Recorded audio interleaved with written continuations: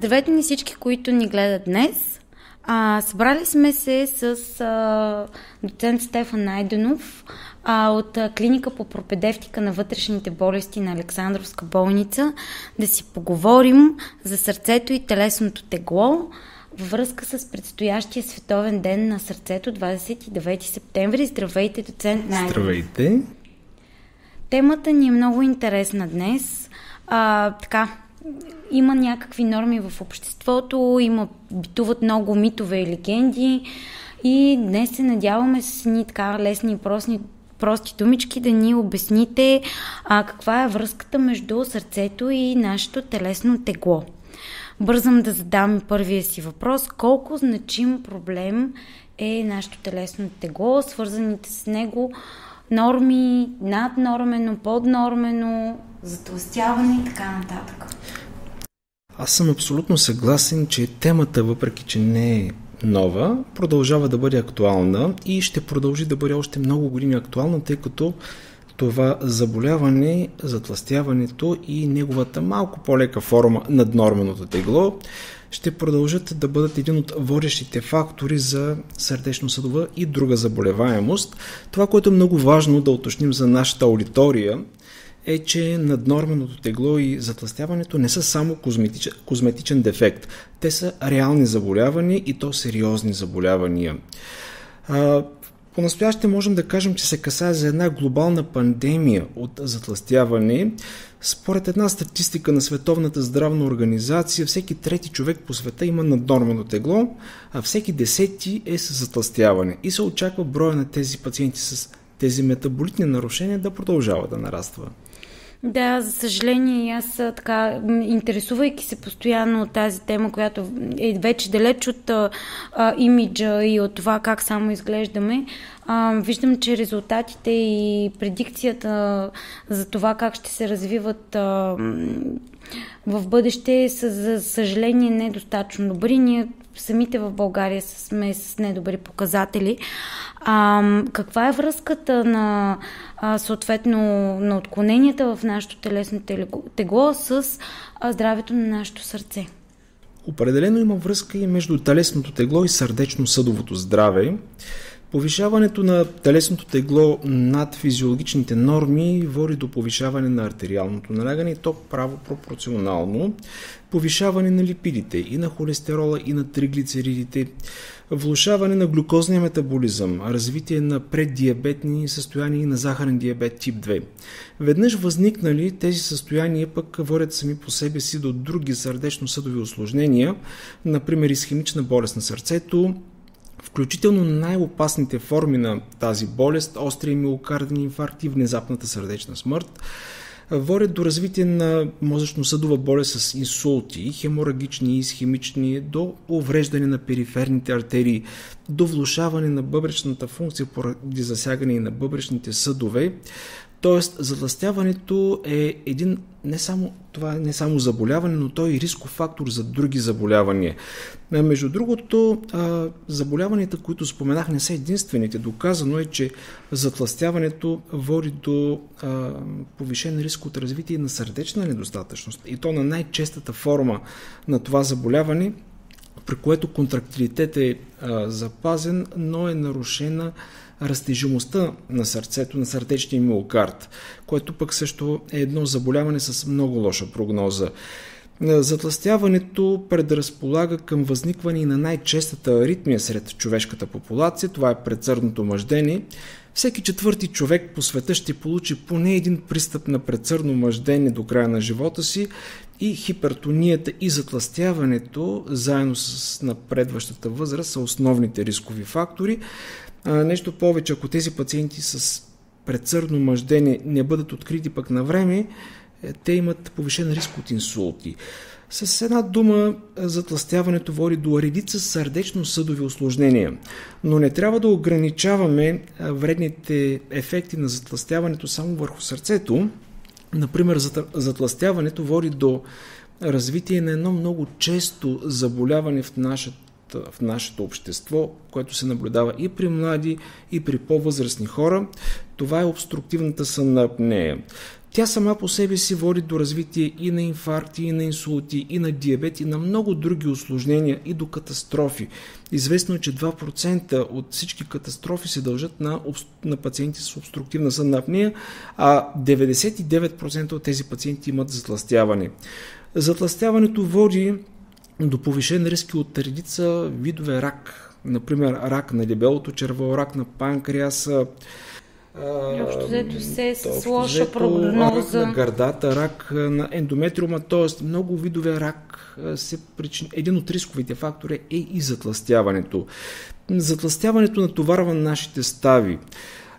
То предизвиква или пък води до влошаване на остеоартрозата. Така често при възрастните пациенти. Веднъж възникнала и влошила се остеоартрозата води до обездвижване и до още по-сериозно затлъстяване. До камъни в бъбреците води също затлъстяването. Тоест има множество заболявания, които са пряко свързани с наднорменото тегло и затлъстяването. Идват ми още страшно много въпроси, слушайки ви, защото наистина имаме за първи път дефиниция на последните 1-2 години на наднорменото тегло и затлъстяването като сериозно заболяване, което трябва да бъде таргетирано, превентирано и така нататък в световен мащаб. А проблем ли е това и при децата? Като родители ние всички виждаме, за съжаление, покрай нашите деца, нашите самите деца, как нещата, за съжаление, така се тълкуват в недобра плоскост още от ранна детска възраст. Там какъв е риска при малките? За съжаление, затлъстяването не е пощадило и детската популация. Все повече наблюдаваме деца, тинейджери, подрастващи, които са с този здравословен проблем, този метаболитен здравословен проблем. И това нарастване не се дължи само на новите методи и новите критерии за поставяне на тази диагноза, а на реално увеличаване на броя им. Отново ще цитирам една статистика на Световната здравна организация, която показва, че през 1975 година недалечното минало. Процента на децата по света с наднормено тегло и затлъстяване във възрастта между 5 и 18 години е 4%. А през 2016 година, когато е последната официална статистика за затлъстяване сред децата, този процент е нараснал до 18%. Тоест, 1 от 5 до 1 от 6 деца по света е с наднормено тегло или затлъстяване. И това са деца, които ще имат редица здравословни проблеми в бъдеще. Много важно е... има корелация от това, ако детето още от детска възраст е било с наднормено тегло, т.е. увеличават се нещата, които могат да му се случат като здравословни проблеми в вече израстването му като един възрастен индивид. Точно така. Това ще породи редица проблеми и здравословни, свързани с увреждане на органите, и психически, психологични проблеми. Тези деца израстват с ниско самочувствие, потиснати и дори да притежават някакви качества, те трудно се реализират поради различни причини в нашето общество, в своята професия. Много важно е да решим проблема с затлъстяването още в ранна детска възраст при децата, които имат затлъстяване, тъй като при тях е малко по-различен тип на повишаване на телесното тегло. Това е тъй нареченият хиперпластичен тип затлъстяване, при което има увеличаване на броя на масните клетки. След определена възраст се преминава към хипертрофичен тип, при който нараства обема на клетките. Веднъж увеличил се броя на клетките, то е много трудно да бъде намален. Така че ако децата до 8-10 годишна възраст, особено тези с по-изразено затлъстяване, ако не предприемем при тях мерки за понижаване на теглото, в бъдеще дори те да правят опити, ще бъдат дори да постигнат някакви успехи, много склонни бързо след това при прекратяване на мерките да възстановят изходното тегло и дори да качат още повече теглото. Така, притеснително е, но пък има основание да се притесняваме на база на цялата информация за сериозността на този проблем. Тук идва веднага въпроса в нас, а тогава как трябва да определим и как да разберем ли сме или не сме с наднормено тегло, защото особено така някои хора имат усещането в себе си, че все са малко повече отгоре килограмите от това, което са, а пък други има едни нови тенденции, не знам, сигурно сте забелязал, боди шейминг и така нататък, в които не ни позволяват да оценим доколко визуалното различаване на ели си или не си с нормално тегло, да кажеш, това е болест, ти трябва да се погрижиш за себе си. Да, аз съм абсолютно съгласен тук, че много често ние използваме субективни критерии, т.е. изглежда ни, че някое е с затлъстяване или че е с нормално тегло, а всъщност има реални начини да определим това нещо и голяма част от тези методи са съвсем елементарни. Всеки от нас може у дома да определи дали наистина има затлъстяване и в каква степен е това затлъстяване. Един от най-често използваните показатели е нареченият индекс на телесна маса. Той не е най-прецизният, но е много лесен за изчисляване и в голяма степен съответства наистина на това дали въпросният човек има повишено тегло и в каква степен. Изчислява се, като разделим килограмите на съответния човек на ръста в метри на квадрат. Не е необходимо нашите зрители да записват формулата, могат да открият много лесно в интернет. Има готови калкулатори, при които след като въведем данните, автоматично показват резултата и дори казват дали имаме затлъстяване и в каква степен. И така, знаейки какви са нормите и колко над нормата е техният индекс на телесна маса, те могат много лесно да изчислят колко килограма трябва да понижат. Каква е нормата? Тя е между 18 и 14, между 18 и 24,9 кг на квадратен метър. Най-здравословният индекс на телесна маса е между 20 и 25 кг на квадратен метър. Това е индекса на телесна маса, който е свързан с най-нисък риск от сърдечно-съдови заболявания, други заболявания и най-нисък риск от преждевременна смърт. Когато даден човек има индекс на телесна маса между 25 и 29, т.е. наднормено тегло, много често при тези пациенти ние даваме съвети, да, разбира се, да понижат теглото, но най-важното е да не го повишават повече, поне за този момент. Но вече когато индекса на телесна маса е над 30 или повече, това означава, че въпросният човек е с затлъстяване и трябва активно да предприеме мерки за понижаване на своето телесно тегло. Има и други показатели, освен индекса на телесна маса, тъй като освен от масната тъкан, към теглото се включват още и мускулната маса и костите, но те имат по-малко отношение към този индекс. Но самото затлъстяване. Точно така. Има обаче един друг много важен показател, който също можем да определим и това е обиколката на талията. Стигнахме до тежкия въпрос. Въпреки, че много хора говорят за обиколката на талията и така визуално преценят дали някой има повишена или не, всъщност много малко хора знаят какви са нормите на талията. Първо ние трябва да измерим този показател на нивото на пъпната хоризонтала и нормата за европейското население за мъжете е под 94 см, а за жените под 80 см. Ако обиколката на талията... Както е наложено в някои изисквания на модната индустрия. Не е необходимо да бъде 60, достатъчно е да бъде под 80. Ако тя е между 80 и 88 см при жените и 94 до 102 см, говорим за увеличена обиколка на талията, а вече ако е над 102 см при мъжете и над 88 при жените, това си е абдоминално затлъстяване. Защо е важна обиколката на талията обаче?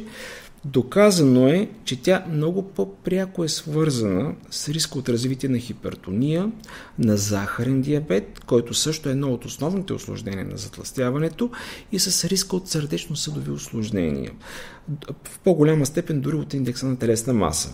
Тоест едно обикновено най-елементарно метърче вкъщи може така, от време на време да следим малко прекалили ли сме или не сме, за да можем много бързо да взимаме мерки и да изключим някоя филийка. Тук нашите зрители трябва да знаят, че масната тъкан в областта на корема и около вътрешните органи не е само източник на енергия, т.е. тя не е инертна, а напротив, тя синтезира множество биологично активни продукти, някои от които с хормонални ефекти, повечето от които, за съжаление, имат вреден ефект върху организма. Така че колкото по-голям е обема от масната тъкан около корема, особено те нареченият андрогенен тип, както при мъжете коремче, бирено коремче, толкова и риска от диабет, хипертония и други усложнения е по-голям.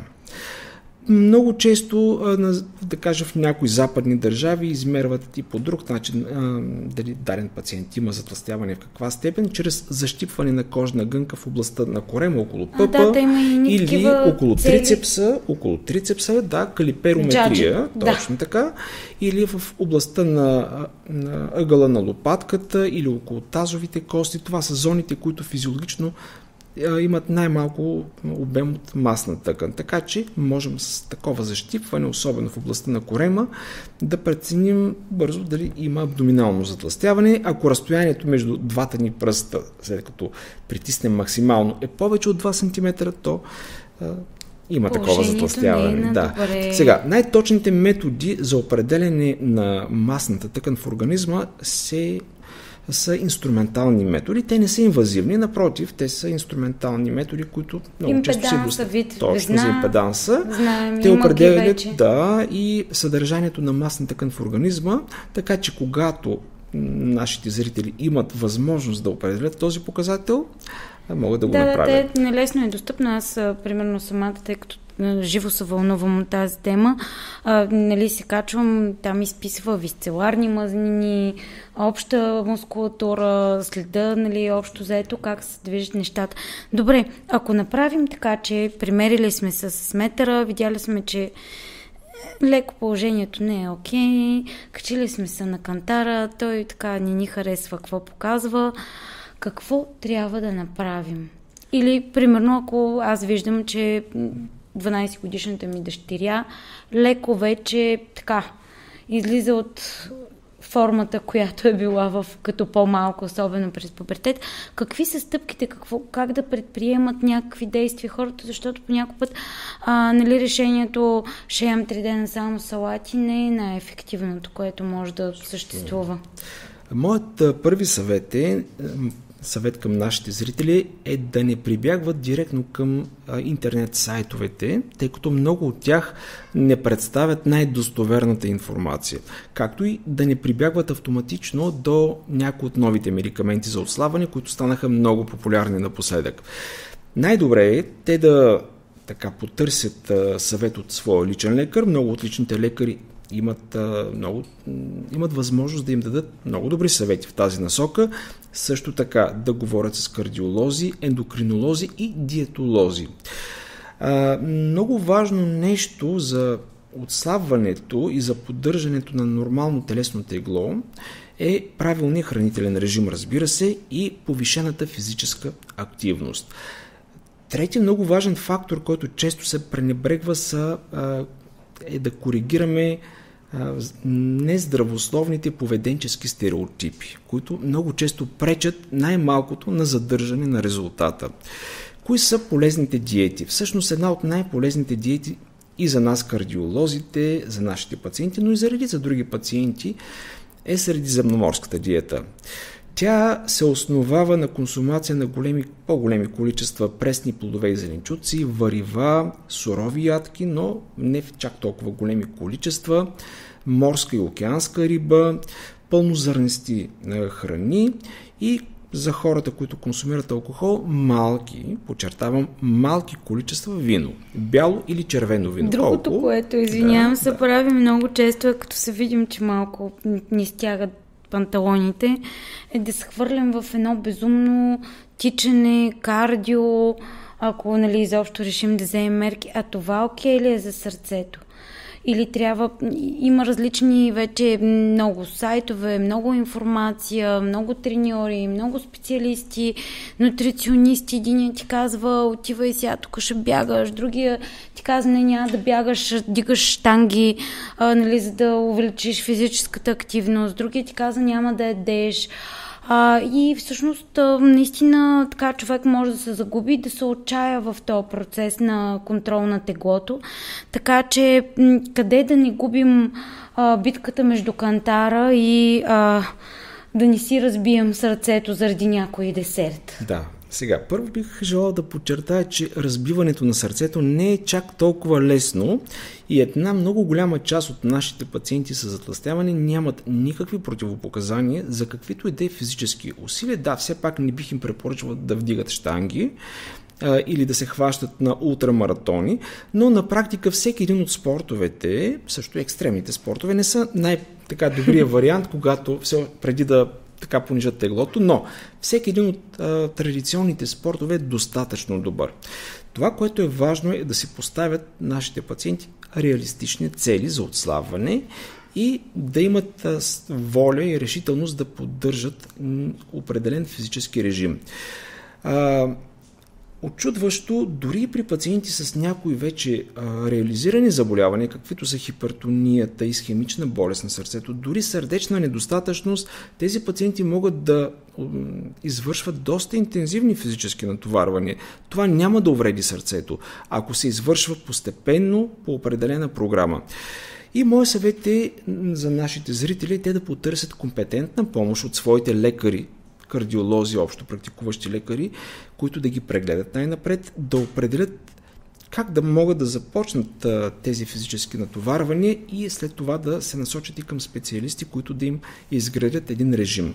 Между другото, достатъчно е за нашите пациенти с затлъстяване или да кажем риск от затлъстяване, просто да извършват ежедневни физически натоварвания, леки до умерени, поне 5 пъти в седмицата, дори може и 7 пъти в седмицата. Нещо като ходене, например. Така, и това да бъде съчетано с правилен хранителен режим, т.е.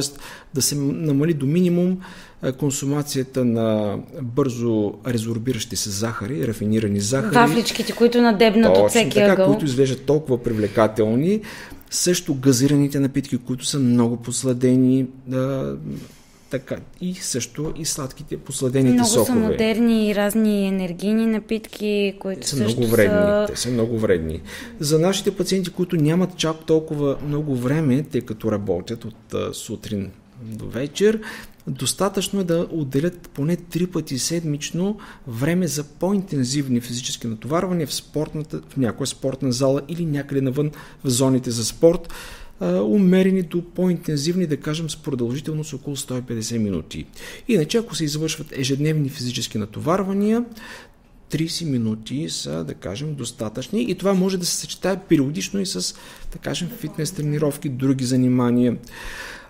Каква е реалистичната цел?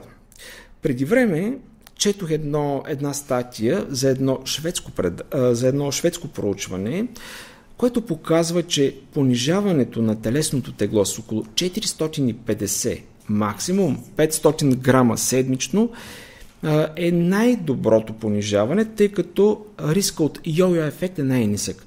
Пациентите, които са понижили своето тегло в рамките на тези стойности, са успяли да задържат в следващите 5 години теглото без някакви значими промени.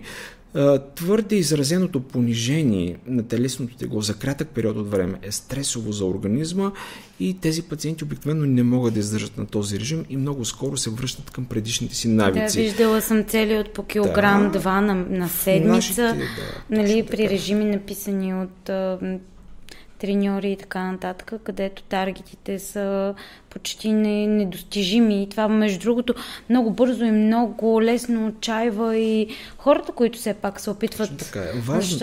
Важното е нашите зрители да виждат ефекта, тъй като това ще ги мотивира. Ако те не виждат ефект, а се преуморяват и гладуват, това много бързо ще ги откаже, тъй като те ще решат, че няма смисъл, тъй като нищо не се постига.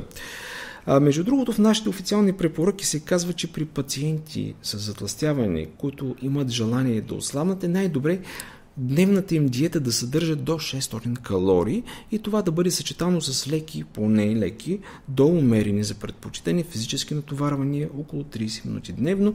Може да бъде дори от дома или извършване на някакви обичайни физически дейности.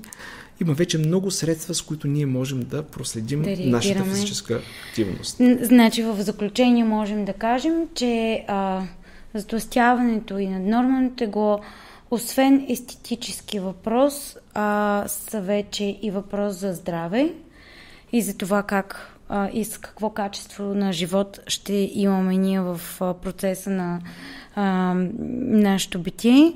Така че трябва да следим регулярно, да се вкарваме горе-долу в рамките, които лесно, бързо и достъпно можем да проследим в домашни условия, дали с метърче, дали с везна, и ако видим, че има нужда да направим някаква корекция за себе си, да се обърнем към специалиста и да предприемем действия, за да даваме най-доброто от себе си, да имаме резултат, като съответно така обръщаме внимание и на това какво се случва с нашите деца на време.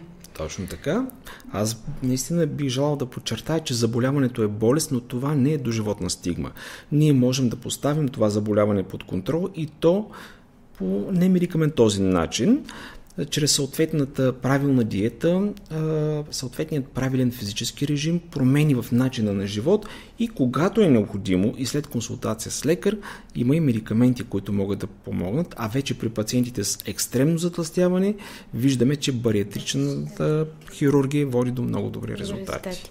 Изключително много благодаря за този разговор на доцент Найденов.